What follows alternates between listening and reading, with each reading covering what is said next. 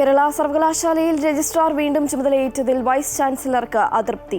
Joint രജിസ്ട്രാറിൽ നിന്ന് doctor Ciza Thomas വിശദീകരണം തേടി. അതേസമയം സസ്പെൻഷൻ നടപടിക്കെതിരെ നൽകിയ ഹർജി പിൻവലിക്കാൻ ഒരുങ്ങുകയാണ് KS അനിൽകുമാർ. സസ്പെൻഷൻ റദ്ദാക്കിയ നടപടിക്ക് നിയമസാധുത ഇല്ലെന്ന നിലപാടിലാണ് താൽക്കാലിക VC ആയ സിസ തോമസ്. വിവരങ്ങളുമായി ആതിര രാധാകൃഷ്ണൻ ചേരുകയാണ്. ആതിര, രജിസ്ട്രാറുടെ സസ്പെൻഷനിൽ പോര് മുറുകുകയാണ്. ഇപ്പോൾ ഏറ്റവും ഒടുവിലായി ലഭിക്കുന്ന വിവരങ്ങൾ എന്തൊക്കെയാണ് ഇത് സംബന്ധിച്ച്?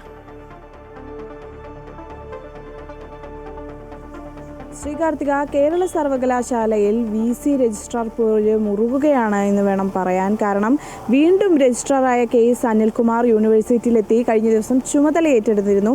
ഇതിൽ താൽക്കാലിക VC ആയ സിസ തോമസിന് അതൃപ്തിയുണ്ട് എന്നാണ് മനസ്സിലാക്കാൻ സാധിക്കുന്നത്. ഇന്ന് ജോയിന്റ് രജിസ്ട്രാർ ഈ VC വീണ്ടും ചുമതല ഏറ്റെടുത്തതുമായി ബന്ധപ്പെട്ട് ജോയിന്റ് രജിസ്ട്രാറോട് റിപ്പോർട്ട് തേടിയിട്ടുണ്ട്. ഇന്ന് രാവിലെ 9 മണിക്ക് മുൻപായി റിപ്പോർട്ട് സമർപ്പിക്കണമെന്നാണ് VC പറഞ്ഞിട്ടുള്ളത്. കഴിഞ്ഞ ദിവസമാണ് ഇത്തരത്തിൽ സിൻഡിക്കേറ്റ് യോഗം ചേർന്നുകൊണ്ട് ഈ ഭാരതാംബ യൂണിവേഴ്സിറ്റി സെനറ്റ് ഹാളിൽ നടന്ന ഭാരതാംബ വിവാദവുമായി ബന്ധപ്പെട്ട് KS അനിൽകുമാറിനെ സസ്പെൻഡ് ചെയ്തിരുന്നു VC. അതുമായി ബന്ധപ്പെട്ട് ഇന്നലെയാണ്, കഴിഞ്ഞ ദിവസമായിരുന്നു ഈ സിൻഡിക്കേറ്റ് യോഗം ചേർന്നത്. സിൻഡിക്കേറ്റ് യോഗത്തിൽ ഇടത് അംഗങ്ങളുടെയും ഒരു കോൺഗ്രസ് അംഗത്തിൻ്റെയും വലിയ രീതിയിലുള്ളൊരു ഭൂരിപക്ഷത്തോടു കൂടി ഈ രജിസ്ട്രാറുടെ KS അനിൽകുമാറിൻ്റെ സസ്പെൻഷൻ സിൻഡിക്കേറ്റ് യോഗം റദ്ദാക്കിയിരുന്നു.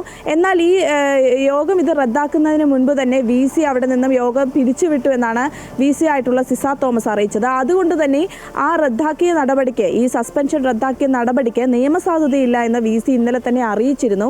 എന്നാൽ മൃഗീയമായ ഭൂരിപക്ഷത്തോടുകൂടി ഈ സിൻഡിക്കേറ്റ് യോഗം ഇത് റദ്ദാക്കിയത് കൊണ്ട് തന്നെ KS അനിൽകുമാർ കഴിഞ്ഞ ദിവസം വൈകുന്നേരത്തോടുകൂടി തന്നെ യൂണിവേഴ്സിറ്റിയിലെത്തി വീണ്ടും ചുമതല ഏറ്റെടുത്തിരുന്നു. ഇതിലാണ് ഇപ്പോൾ അതൃപ്തി പുകയുന്നത്. ഏതായാലും ഇപ്പോൾ VCയും സിൻഡിക്കേറ്റും രണ്ട് തട്ടുകളിലാണ്. ഇന്ന് ഇരു കൂട്ടരും കോടതിയെ വിശദീകരണവും സത്യവാങ്മൂലവും സമർപ്പിക്കേണ്ടതുണ്ട്. രണ്ടുപേരും രണ്ട് തട്ടിലായിക്കൊണ്ടായിരിക്കും സത്യവാങ്മൂലം സമർപ്പിക്കുക എന്ന് നേരത്തെ തന്നെ അറിയിച്ചിരുന്നതാണ്. എന്നാൽ ഇപ്പോൾ ഈ സസ്പെൻഷൻ നടപടി റദ്ദാക്കിയ ഒരു സാഹചര്യത്തിലാണ് കോടതിയിൽ ഈ നടപടിക്കെതിരെ KS അനിൽകുമാർ നൽകിയ ഹർജി ഇപ്പോൾ പിൻവലിക്കാനുള്ള തീരുമാനമെടുത്തിരിക്കുന്നത്. എന്നാൽ ഈ സസ്പെൻഷൻ നടപടി റദ്ദാക്കിയ നടപടിക്ക് നിയമസാധുതയില്ല എന്ന് ആവർത്തിക്കുകയാണ് VC. അതുകൊണ്ട് തന്നെ ഈ കോടതിയിൽ ഇപ്പോൾ ഇനി എന്താകുമെന്നുള്ള കാര്യത്തിൽ ആകാംക്ഷയാണ്. എന്താകുമെന്നുള്ള കാര്യത്തിൽ ഒരു വ്യക്തത വരേണ്ടതുണ്ട്.